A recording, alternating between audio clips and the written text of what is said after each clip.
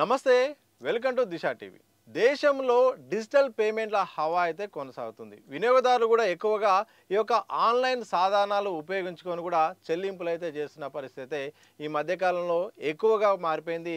ఇక కేంద్ర ప్రభుత్వం కూడా డిజిటల్ పేమెంట్లను ప్రోత్సహించేందుకు ఈ యొక్క డిజిటల్ ఇండియాను కూడా తీసుకొచ్చింది. అందులో భాగంగా సరళీకృతం చేస్తూ కూడా అన్ని రకాల విధానాలు కూడా తీసుకొస్తుంది. ఇక 2016లో ఈ యొక్క పేమెంట్లను ఈజీగా చేయడానికి యూపీఐని తీసుకొచ్చింది. యూపీఐ ద్వారా థర్డ్ పార్టీ యాప్లు ఉపయోగించి ఇక పేమెంట్లు తీసుకురావడంతో ఒకేసారి అమాంతం కూడా పేమెంట్ల శాతం కూడా పెరిగిపోయింది. జనాలు కూడా రూపాయి నుండి ₹1,00,000 వరకు కూడా ఈ యొక్క యూపీఐను ఉపయోగించుకోవడం అనివార్యమైన పరిస్థితి కనిపిస్తూ ఉంది. సరే, ఇంతవరకు బాగానే ఉంది. ఇక అందరూ కూడా ఈ యొక్క యాప్లు ఉపయోగించుకోవడం అలవాటైపోయారు. బ్యాంకు సంబంధించిన అధికారిక యాప్లకు బదులుగా థర్డ్ పార్టీ యాప్లైన ఫోన్పే కానీ, గూగుల్ పే కానీ, అలాగే పేటిఎం కానీ ఇతర యాప్లను ఉపయోగించుకోవడం ద్వారా ఈజీగా సేవలు ఉండడంతో వాటిపైన ఆధారపడాల్సిన పరిస్థితి వచ్చింది. ఇక ఈ మధ్యకాలంలో మాత్రం వరుసగా యూపీఐ సంబంధించిన పేమెంట్లు చేసే సందర్భంలో అంతరాయాలు ఏర్పడుతున్నాయి.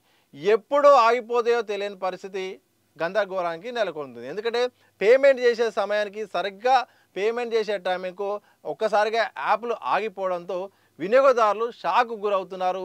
ఏం చేయలేని పరిస్థితిలో ఉండిపోతున్నారు. సర్వర్ డౌనా లేకపోతే యాప్ ప్రాబ్లమా, ఇంటర్నెట్ ప్రాబ్లమా అర్థం కాక ఇటు వినియోగదారులు ఇబ్బంది పడుతూ ఆ యొక్క ఏదైతే ఈ యొక్క యూపీఐ సంబంధించిన చూసుకుంటుందో ఆ పేమెంట్ కార్పొరేషన్లకు ఫిర్యాదులు చేస్తున్నారు. ఆర్బీఐ కూడా ఫిర్యాదులు చేస్తున్నారు. ఇక ఈ మధ్య కాలంలో వినియోగదారులు ఇక రూపాయి నుండి ఏ చిన్న పాల ప్యాకెట్ కావాలన్నా ఏది కావాలన్నా కానీ ఇక ఫోన్పే కానీ గూగుల్ పే కానీ విపరీతంగా పెరిగిపోయింది. ప్రధానంగా డిజిటల్ పేమెంట్ విషయంలో మాత్రం ప్రధానంగా యూపీఐ సర్వీసులే బీభత్సంగా ఉపయోగిస్తున్నారు.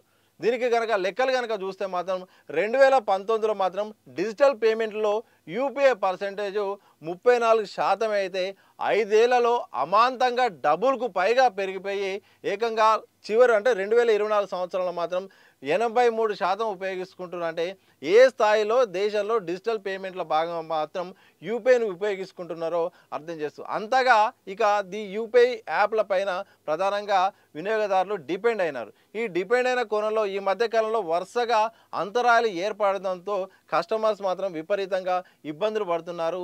చాలా సమస్యలు ఎదుర్కొని కూడా ఆర్బీఐ కూడా కంప్లైంట్ ఇచ్చిన పరిస్థితి కనిపిస్తోంది. గత 3 వారాల్లో 3 సార్లు యూపీఐ ఫెయిల్ అయిందంటే ఏ స్థాయిలో ఉందో పరిస్థితి అర్థం కావచ్చు. ఎప్పుడు ఏమవుతుందో తెలియక వినియోగదారులు కూడా ఇబ్బందులు పడాల్సిన పరిస్థితి వచ్చింది. ఒకవైపు ఈ యూపీఐ వచ్చిన దగ్గర నుండి ఈ మధ్యకాలంలో ఇటు డబ్బులు ఇచ్చేవారు తీసుకునే వాళ్ళు కూడా లిక్విడ్ క్యాష్ వినియోగం విపరీతంగా తగ్గించారు. ఎవరిని అడిగినా కానీ ఆన్లైన్ చేయవా, ఆన్లైన్లో ఉన్నాయి, ఆన్లైన్ పైసలు అయినా కాడికి వచ్చింది. అంటే జేబులో డబ్బులు లేని పరిస్థితి అయితే వచ్చింది.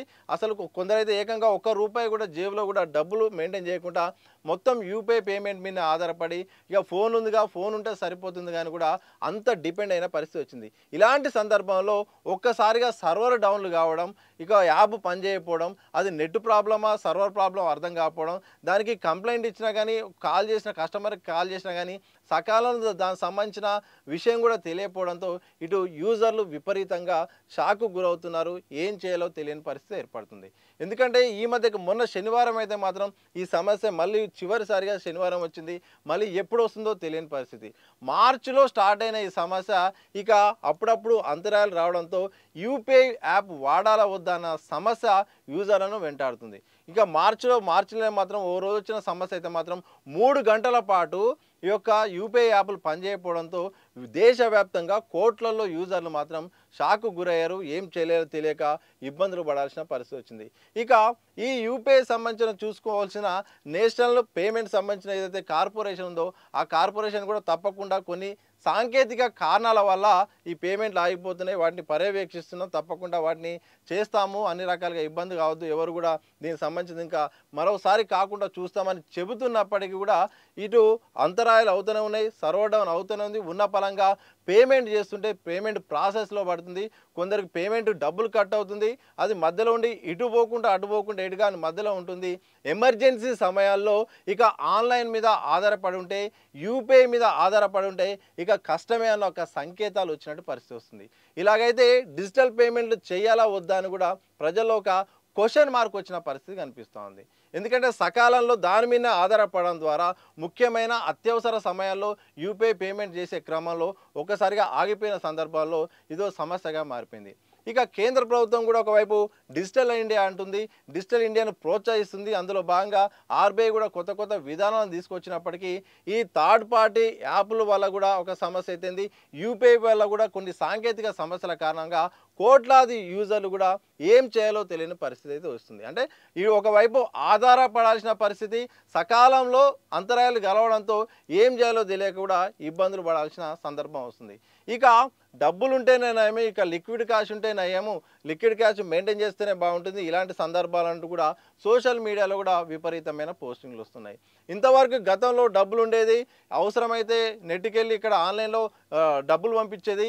ఈ యూపీఐ వచ్చిన దగ్గర నుండి రూపాయి దగ్గర నుండి ప్రతి ఒక్క పేమెంట్ కూడా ప్రతి ఒక్కటి కూడా కొనేటోడు అమ్మేటోడు అందరూ కూడా ఆన్లైన్ కావాలి అనడంతో దాని మీద ఆధారపడాల్సిన పరిస్థితి వచ్చింది. ఇప్పుడు ఎప్పుడెప్పుడు సర్వర్ డౌన్ అవుతుందో తెలియదు, ఎప్పుడు పేమెంట్ ఆగిపోతుందో తెలియదు. ఇలాంటి సందర్భాల్లో డబ్బులు ఉండాల్సిన అవసరం ఉంటుంది, లిక్విడ్ క్యాష్ నయమంటూ కూడా కొత్త చర్చ అయితే వస్తుంది. సోషల్ మీడియాలో కూడా డబ్బులు ఉండాల్సిందే, వీళ్ళని నమ్ముకుంటే ఆగం కావాల్సిందే అని కూడా ఒక్కొక్కరు పోస్టులు పెడుతున్నారు, ఆర్బీఐకి కంప్లైంట్ ఇస్తున్నారు, మాకు కరెక్ట్గా రీజన్ చెప్పడం కూడా వస్తున్నారు. అంటే ఒక డిజిటల్ పేమెంట్లో భాగంగా ఇక యూపీఐ సేవలు విపరీతంగా పెరిగిపోయాయి. మనం ఇంతకుముందే మాట్లాడుకున్నట్టు గత ఏడాది 83% డిజిటల్ పేమెంట్లో యూపీఐ పర్సెంటేజ్ ఉందంటే ఏ స్థాయిలో యూజర్లు వాడుతున్నారో అర్థం చేసుకోవచ్చు. రోడ్డు మీదకి వెళ్తే ఏ రంగంలో చూసినా ఎక్కడికి వెళ్ళినా మాత్రం ఫోన్పే ఉందా, గూగుల్ పే ఉందా, ఆన్లైన్ చేయమనే పరిస్థితి వచ్చింది తప్ప లిక్విడ్ క్యాష్ మెయింటైన్ చేయని పరిస్థితి వస్తుంది. ఇలాంటి సందర్భంలో వరుసగా అంతరాయాలు కావడంతో డిజిటల్ ఇండియా పరిస్థితి ఏంటి? కేంద్ర ప్రభుత్వం ఒకవైపు మంచి విధానం తీసుకొచ్చినప్పటికీ ఇలా ఇంపార్టెంట్ సమయాల్లో ఇలా ఆగిపోవడం వల్ల ఎట్లా ముందుకెళ్ళాలి, యూజర్ల పరిస్థితి ఏందని కూడా ఒకవైపు ఆవేదన వ్యక్తం చేయాల్సిన పరిస్థితి వస్తున్నాయి. ఇక ఈ విషయంలో మాత్రం మరి ఏమైనా కేంద్ర ప్రభుత్వం కఠినంగా సర్వర్ విషయంలో కీలకమైన నిర్ణయం తీసుకుంటుందా, బ్యాకప్ సంబంధించిన దానిపై మాత్రం పూర్తిగా పట్టు తెచ్చుకుంటుందా, ఇక మరోసారి ఇలాంటి అంతరాయాలు జరగకుండా యూపీఐ వ్యవస్థలో కీలకమైన మార్పులు వస్తాయా, లేకపోతే తరచుగా ఇలాగే వస్తాయన్న సంకేతాలు ఇవ్వబోతున్నారా? ఇక యూజర్లు కూడా పూర్తి స్థాయిలో యూపీఐను ఆధారపడి ఉంటే మాత్రం ఎప్పటికైనా ఎమర్జెన్సీ సమయంలో చాలా కష్టాలు పడాల్సింది వస్తుంది. ఇక లిక్విడ్ క్యాష్ మాత్రం తప్పకుండా మెయింటైన్ చేయాల్సిందే అని ఒక హెచ్చరిక వస్తుందా?